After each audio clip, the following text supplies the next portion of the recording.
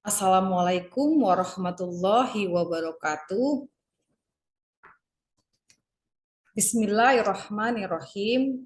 Pertama, saya ingin mengucapkan puji syukur pada Allah yang telah memberikan kesehatan, kemampuan dalam menyelesaikan proposal disertasi ini.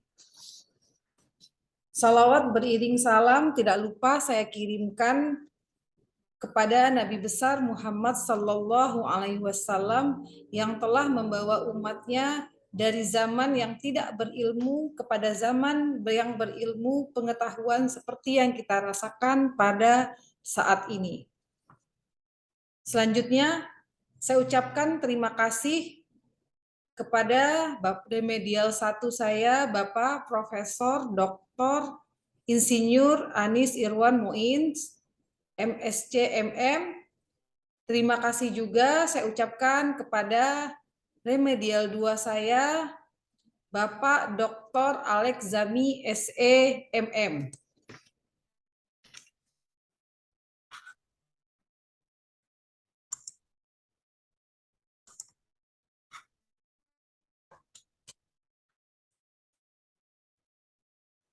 Singkat kata, pada siang hari ini izinkan saya nama Neti Safitri dengan nomor induk mahasiswa 2166390029 mempresentasikan proposal disertasi saya dengan judul Determinan Organizational Citizen Behavior atau OCB serta implikasinya terhadap kinerja guru non-PNS SMK terakreditasi A di Kota Batam.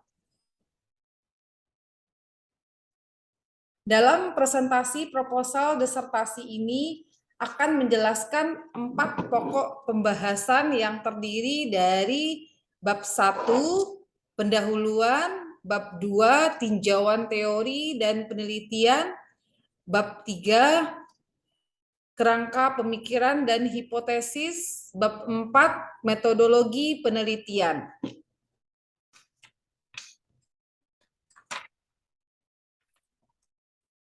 Kita sekarang lanjut pada pembahasan bab 1, pendahuluan yang membahas tentang latar belakang masalah, identifikasi masalah, batasan masalah, rumusan masalah, tujuan penelitian, kegunaan penelitian, state of the art, dan terakhir adalah novelty.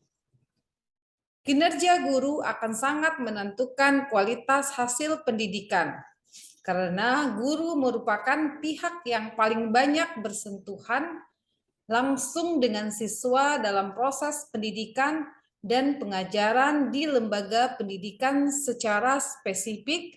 Latar belakang masalah yang menjadi dasar dilakukan penelitian ini adalah yang pertama, rasio guru. Pembahasan lebih lanjut latar belakang penelitian berdasarkan data yang dirilis oleh Kemendikbud tahun 2021 di dalam neraca pendidikan daerah bahwa masalah pemerataan pendidikan masih menjadi permasalahan utama. Salah satunya dibuktikan oleh data rasio jumlah guru dengan siswa yang tidak seimbang. Perbandingan jumlah guru dan siswa di Kepri secara nasional adalah 1:3 untuk nasional dan 1:63 untuk daerah. Ini belum ideal, dengan jumlah idealnya 1 harusnya dibanding 25.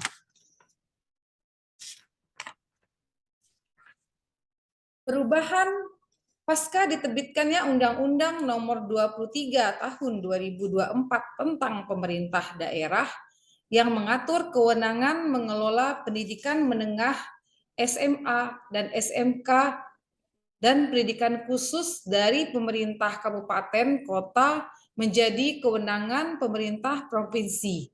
Perubahan ini berdampak kepada birokrasi yang juga berubah, sehingga proses informasi dan koordinasi mengalami penyesuaian.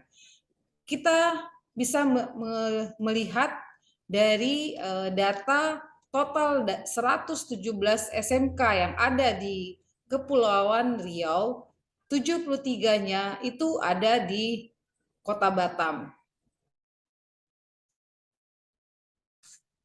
Yang ketiga, guru kehilangan passion mengajar. Ritya Afkar, peneliti Bank Dunia, menilai bahwa guru Indonesia yang disurvei memiliki performa atau kinerja yang cukup rendah.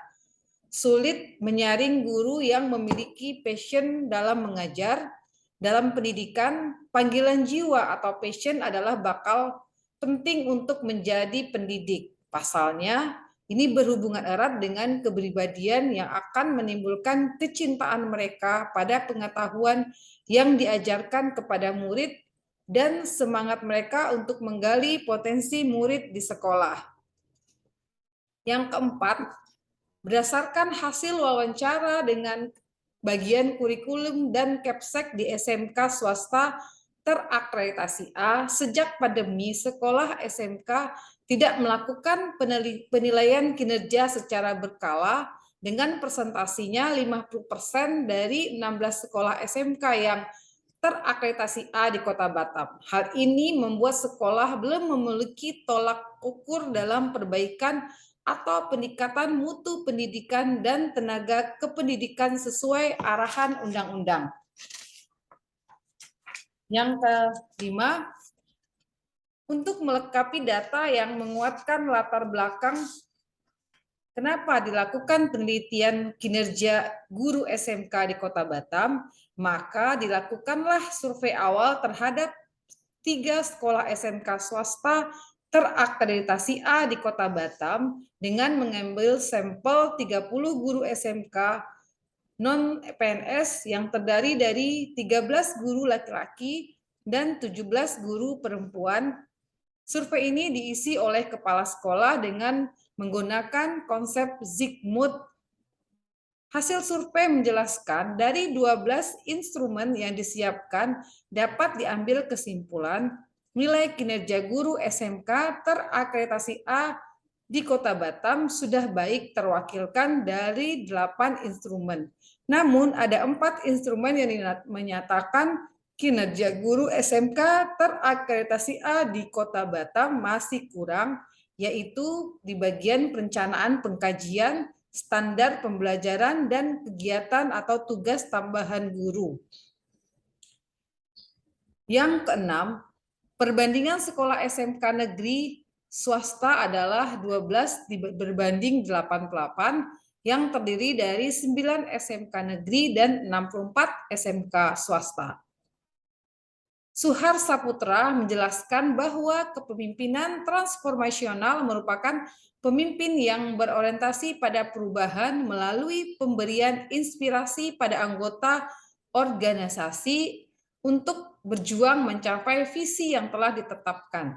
Tindakan transformatif menjadikan nilai-nilai yang dijunjung sebagai segalanya. Artinya, dalam pencapaian tujuan organisasi, mentransformasikan nilai-nilai sekolah atau organisasi kepada seluruh guru yang dimiliki atau tenaga kependidikan di sekolah. Kenyataan saat ini, sekolah SMK swasta yang sudah jelas di bawah sebuah yayasan yang dimiliki perorangan atau sekelompok orang. Campur tangan yayasan akan terasa sekali dalam menetapkan kebijakan atau aturan. Yang ketujuh, Seti menyatakan bahwa seseorang yang tidak terlibat berpartisipasi dalam organisasinya maka akan menganggap bahwa pekerjaan dirasa tidak penting bagi harga diri serta tidak memiliki keterikatan secara emosional terhadap organisasi yang pada akhirnya berdampak negatif pada menurunnya kinerja. Ketika semua guru-guru baik negeri atau swasta diberikan peluang untuk berkontribusi melalui ide-ide dan saran dalam pengambilan sebuah keputusan yang mana dapat meningkatkan kinerja guru dalam membuat keputusan yang optimal yang dilihat sudut pandang yang beragam. Presentasi guru PNS dan non-PNS adalah 15 berbanding 85%, yaitu 187 guru PNS dan 1084 guru non-PNS. Perbandingan guru PNS dan non-PNS yang sangat jauh perbandingannya sejatinya menjadi sebuah fenomena yang menarik untuk diteliti. Bisa jadi turun atau naiknya kinerja guru SMK di Kota Batam disebabkan karena kurangnya guru SMK swasta dilibatkan dalam program-program dinas pendidikan. Yang kedelapan, proses pembelajaran di sekolah merupakan salah satu proses pendidikan. Guru merupakan salah satu komponen penting yang langsung terlibat dalam proses pembelajaran. Tugas guru tidak hanya untuk membuat siswa menjadi cerdas, tapi juga bagaimana agar sekolah menjadi tempat bagi siswa untuk berkembang menjadi manusia yang lebih dewasa dan siap menghadapi tantangan hidup di depan. Namun, tugas itu pasti tidak akan tercapai tanpa jika guru tersebut memiliki problematika dengan dirinya terkait personality. Yang ke-9, guru sebagai pahlawan tanpa dada jasa. Gambaran sosok manusia yang tanpa pamrih mendidik, melatih, dan mengajar anak-anak didiknya mulai memudar pada zaman sekarang. Beban kerja yang tinggi membuat sikap ekstralor yang disebut OCB sebuah loyalitas tanpa batas juga rendah. Identifikasi masalah akan merangkum semua permasalahan menjadi lebih sederhana yang akan disampaikan secara garis besar. Berdasarkan latar belakang yang diuraikan sebelumnya, maka dapat diidentifikasi permasalahan yang di dalam penelitian ini, yaitu pertama, kondisi wilayah Kepri secara geografis yang terdiri dari 2.408 pulau disinyalir mempengaruhi kinerja guru. Yang kedua, rasio jumlah guru dan murid SMK yang tidak ideal disinyalir mempengaruhi kinerja guru. Perubahan dan peralihan kewenangan SMK dari pemerintah kota menjadi kewenangan provinsi disinyalir mempengaruhi kinerja guru. Yang keempat, kurangnya guru dalam merencanakan pengkajian kurikulum dan silabus pembelajaran sesuai kebutuhan khusus pada satuan pendidikan disinyalir mempengaruhi kinerja guru. Yang kelima, kurangnya guru melaksanakan pembelajaran sesuai standar proses atau rencana disinyalir mempengaruhi kinerja guru. Kurangnya partisipasi guru sebagai pelaksana tugas tambahan pada satuan pendidikan disinyalir mempengaruhi kinerja guru. Yang ketujuh, rasio atau perbandingan jumlah SMK negeri dan swasta disinyalir mempengaruhi kinerja guru. Yang kedelapan, status guru PNS dan non-PNS disinyalir mempengaruhi keterlibatan kerja. Yang kesembilan, masih banyak sekolah yang belum melakukan penilaian kinerja secara berkala saat COVID. Hal ini disinyalir mempengaruhi kinerja guru.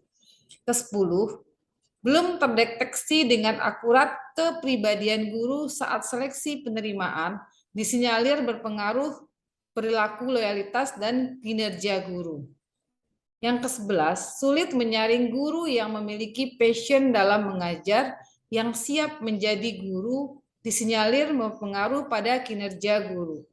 Mayoritas SMK di Kota Batam menerapkan full day school atau sekolah penuh waktu sampai sore. Guru harus ada di sekolah sampai jam 4 atau 5. Hal ini disinyalir menyebabkan kelelahan dalam melakukan tugas yang disinyalir berpengaruh pada kinerja guru. Guru kehilangan fokus terhadap profesi utamanya sebagai pengajar. Hal ini disinyalir berdampak pada kinerja guru.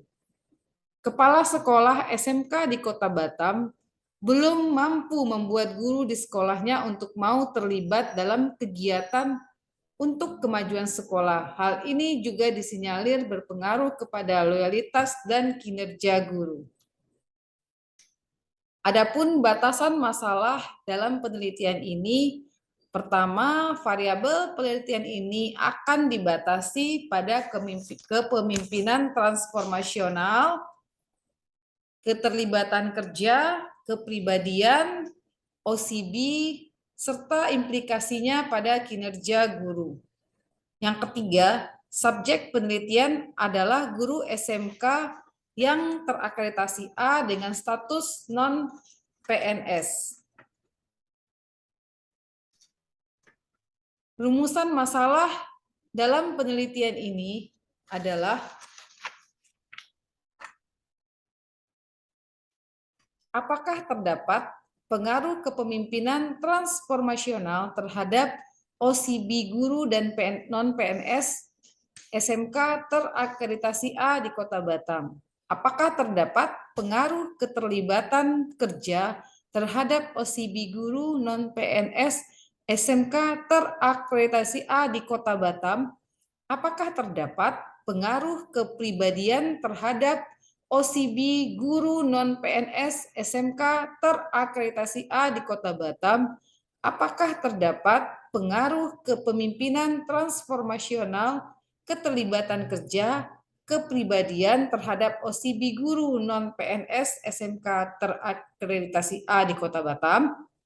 Yang kelima, apakah terdapat pengaruh kepemimpinan transformasional terhadap kinerja guru non-PNS SMK terakreditasi A di Kota Batam? Yang keenam, apakah terdapat pengaruh keterlibatan kerja terhadap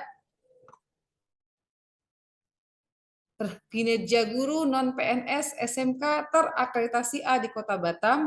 Yang ketujuh, apakah terdapat pengaruh kepribadian terhadap kinerja guru non-PNS SMK terakreditasi A di Kota Batam? Yang kedelapan, rumusan masalahnya adalah apakah terdapat pengaruh OCB terhadap kinerja guru non-PNS SMK terakreditasi A di Kota Batam? Dan rumusan masalah yang ke-9 adalah apakah terdapat pengaruh kepemimpinan transformasional, keterlibatan kerja, kepribadian, dan OCB guru secara bersama-sama terhadap kinerja guru non-PNS SMK terakreditasi A di Kota Batam. Ada tujuan penelitian. Yang pertama adalah untuk menganalisis dan menguji secara empiris pengaruh kepemimpinan transformasional terhadap OCB.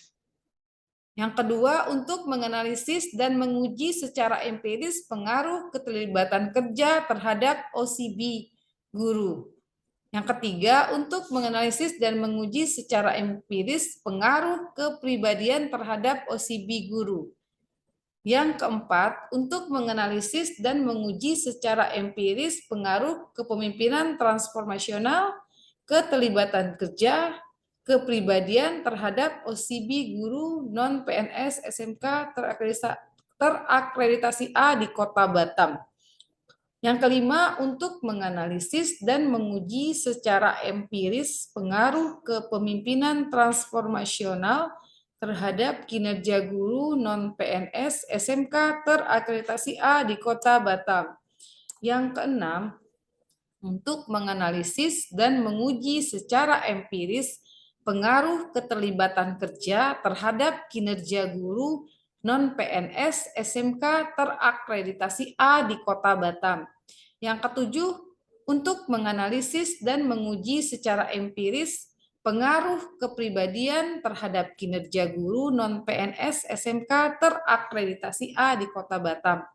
Dan kedelapan, untuk menganalisis dan menguji secara empiris pengaruh OCB terhadap kinerja guru non-PNS SMK terakreditasi A di Kota Batam. Yang kesembilan, tujuan penelitian ini adalah untuk menganalisis dan menguji secara empiris pengaruh kepemimpinan transformasional, keterlibatan kerja, kepribadian, dan OCB guru non-PNS secara bersama-sama terhadap kinerja guru SMK terakreditasi A di Kota Batam. Sekarang kita masuk pada kegunaan penelitian.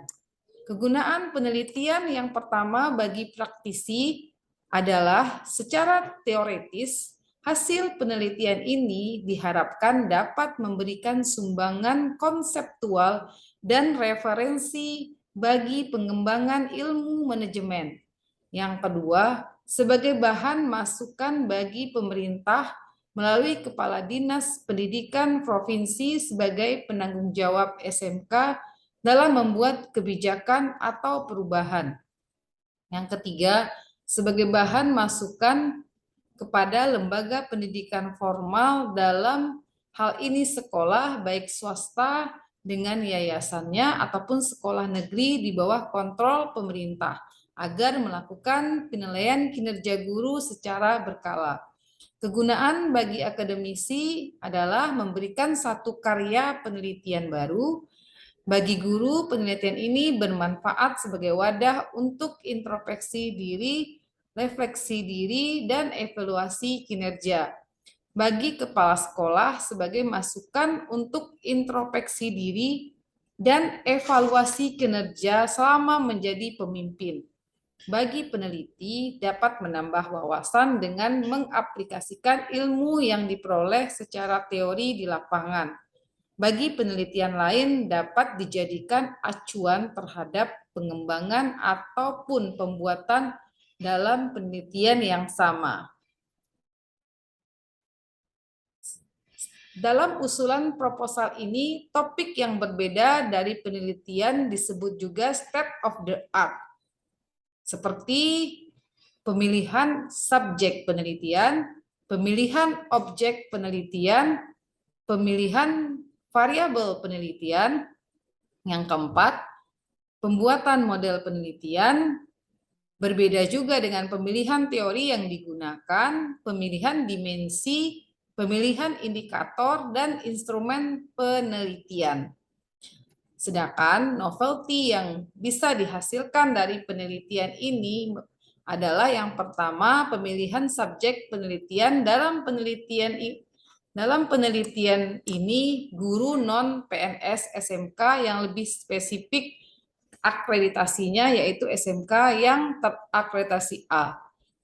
Yang kedua, pemilihan objek penelitian SMK yang lebih spesifik akreditasinya yaitu SMK yang terakreditasi A di Kota Batam.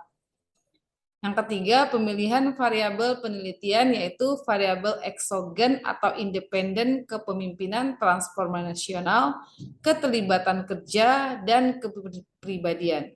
Ditambah variabel endogen atau dependen yaitu kinerja guru dengan variabel intervening adalah OCB. Yang keempat, pembuatan model penelitian dengan gambar yang dirancang sendiri oleh peneliti. Yang kelima, pemilihan teori yang digunakan pada variabel OCB. Dalam penelitian ini, sebelumnya OCB menggunakan teori Potsakov dan Ogan. Pada penelitian kali ini memakai teori Marshall dan Graham. Novelty yang keenam adalah pemilihan dimensi dan indikator yang digunakan sesuai dengan teori Marshall dan Graham yang menyatakan faktor yang mempengaruhi OCB dalam 3 dimensi, kepatuhan, loyalitas, dan partisipasi. Yang ketujuh adalah pemilihan teori yang digunakan pada variabel personality dalam penelitian sebelumnya, personality teori Big Five personality, dan pada penelitian kali ini memakai teori Stephen personality genetik yang ditemukan oleh Farid Poniman. Yang kedelapan, novelty pemilihan dimensi dan indikator yang digunakan sesuai dengan teori Stephen personality yang mengatakan personality genetik bisa dilihat dari belahan otak. Yang ke-9, instrumen penelitian yang dibuat dari indikator yang telah ditetapkan sesuai dengan sintesis yang telah dibuat peneliti. Bab 2, tinjauan teori dan penelitian terdahulu. Tinjauan teori menggunakan grand theory management dan middle teorinya adalah manajemen sumber daya manusia atau human resources management, sedangkan applied teorinya adalah kinerja guru, OCB, kepemimpinan transformasional, keterlibatan kerja, kepribadian, atau personality.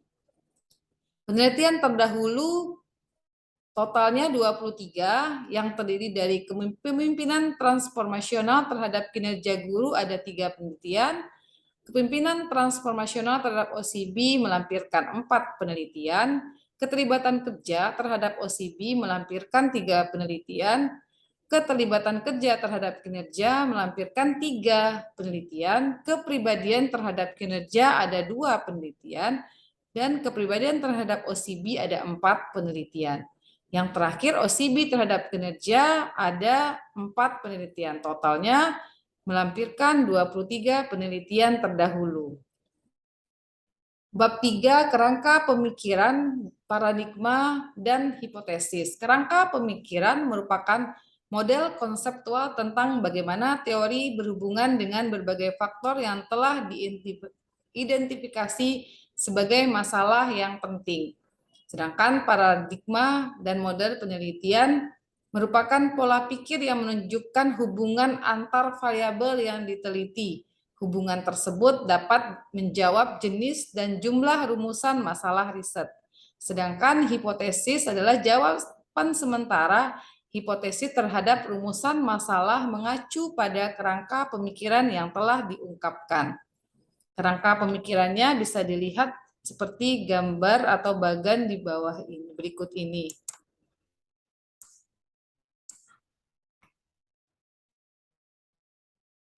Selanjutnya, hipotesis penelitian ini terdiri dari 9 hipotesis. Yang pertama, terdapat pengaruh kepemimpinan transformasional terhadap OCB guru non-PNS SMK terakreditasi A di Kota Batam.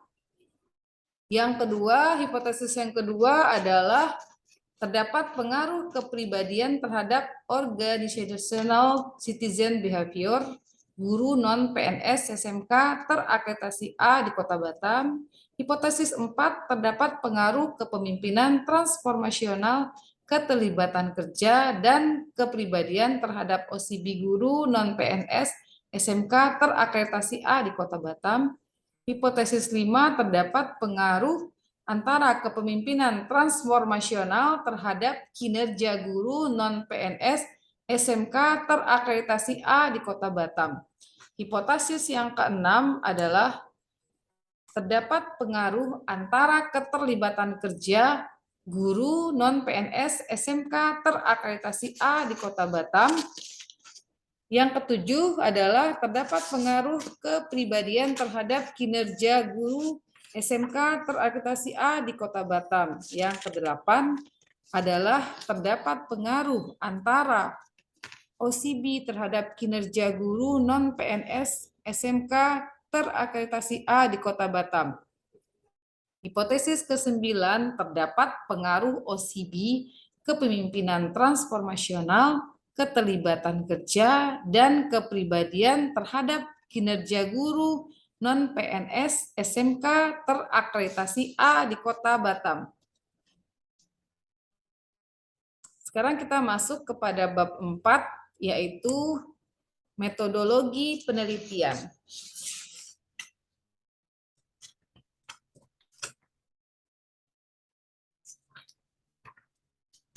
Peneliti harus menetapkan terlebih dahulu metode apa yang seharusnya dipergunakan.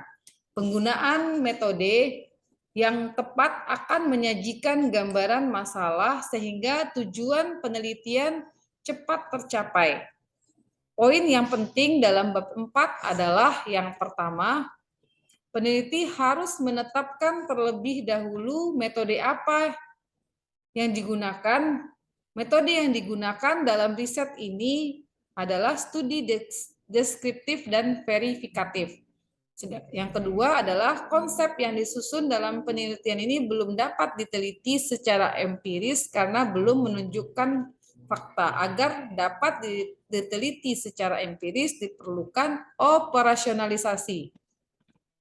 Variabel yang akan dioperanisasi adalah variabel kinerja guru, OCB, kepemimpinan transformasional, keterlibatan kerja, dan kepribadian. Yang ketiga, sumber data dalam penelitian ini berdasarkan jenis data yang diperlukan. Hal ini data dapat dibedakan menjadi dua, yaitu data primer dan data sekunder. Yang keempat, penelitian ini masuk pada kategori survei, pengumpulan data atau opini responden langsung dari lapangan. Media pengumpulan data yakni observasi, kuesioner atau angket, dan wawancara. Yang kelima, populasi dari penelitian ini adalah guru non-PNS dengan menggunakan tabel populasi Cauchy-Morgan dengan angka 480.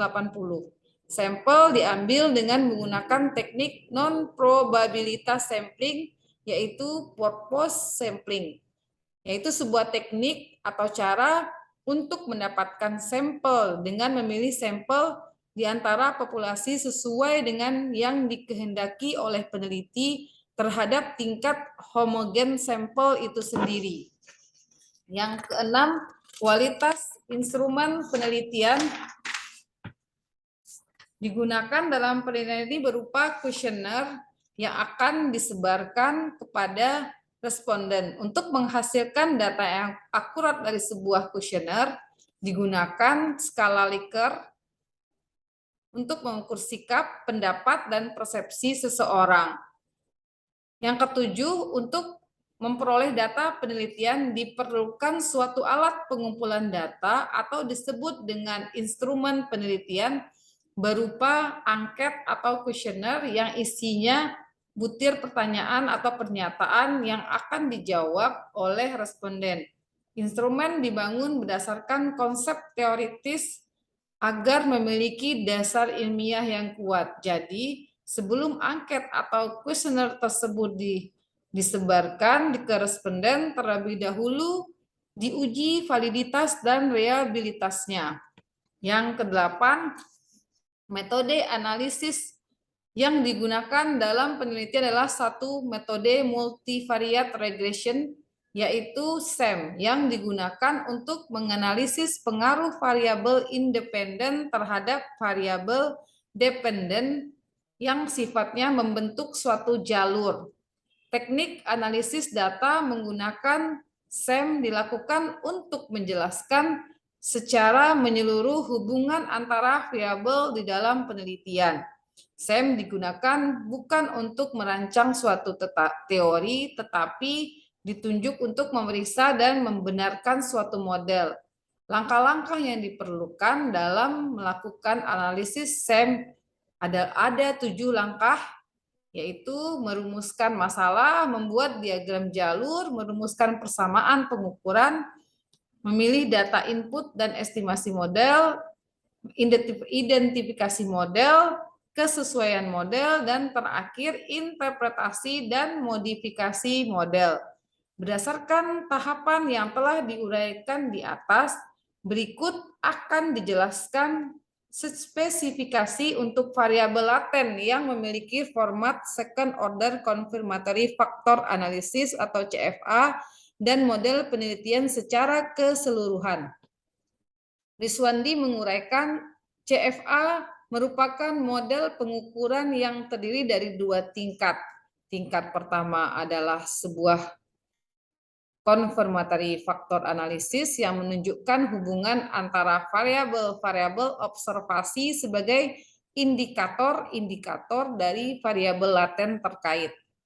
Pengujian hipotesis dalam penelitian ini pada dasarnya dibagi menjadi 2, yaitu berkaitan dengan nilai probabilitas signifikansi dan tingkat kepercayaan atau confidence interval.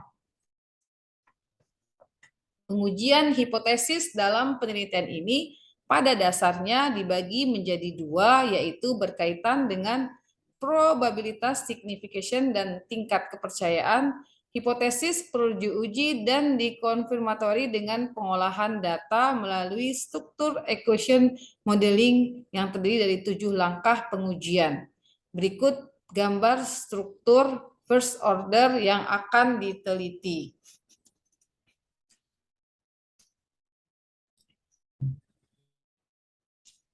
Demikian presentasi proposal disertasi saya. Terima kasih atas perhatian para penguji dan semua yang menyimak.